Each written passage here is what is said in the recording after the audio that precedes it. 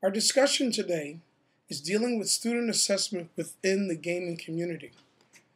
At my particular school, I am running an experiment with a game called The Logical Journey to Zombinis. Within that game, it has its own assessment. One of the assessments is, are they reaching their goal?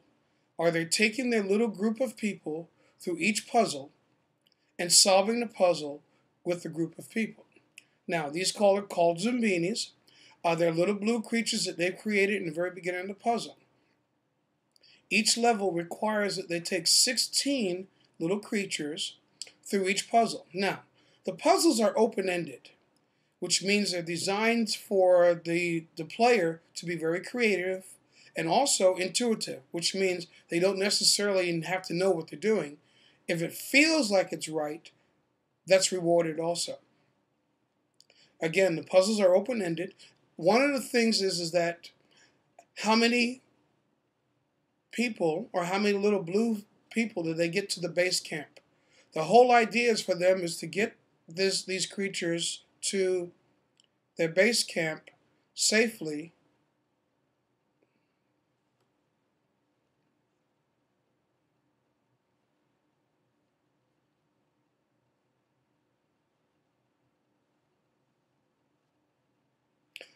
Once they get their creatures to the base camp safely, then they're able to build a little house for them as a reward, and then go back and get 16 more. There's 2 routes to each of the puzzles. There's 2 routes to different other levels. Each puzzle has 4 levels, so as they come through, the puzzle itself changes. So they don't do the exact same thing all the time, so it does allow for a lot of creative thinking. Also, just observing them as they go through the puzzle, I can do that also to find out if they are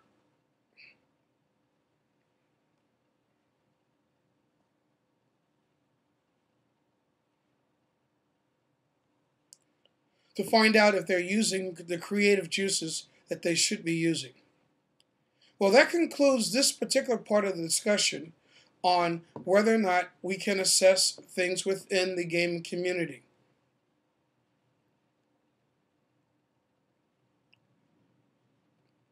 Thank you.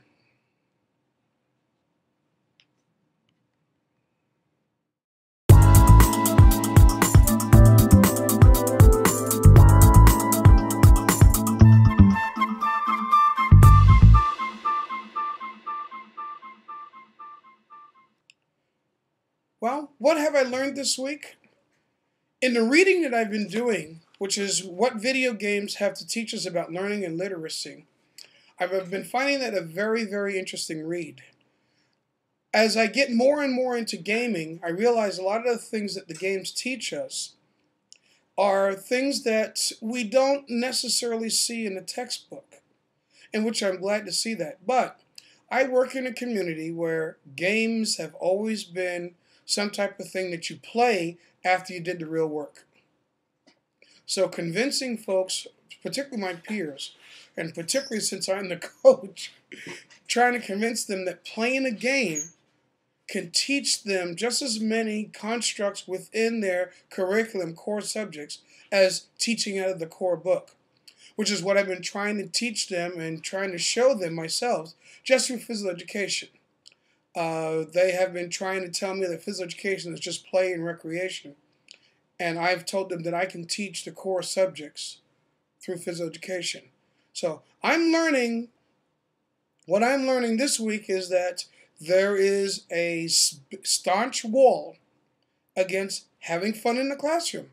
I don't know why my folks, don't like to have fun, or they're not allowed to smile or anything like that. But when our children are actively engaged in an activity, then a great deal of learning is going on. Wouldn't you think so? Good. I'm glad you agree. Say hello.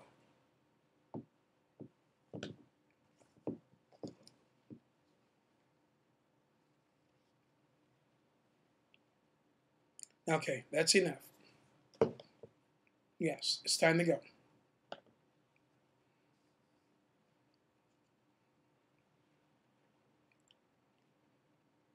Well, That concludes my assignment for this week. Y'all have a good day.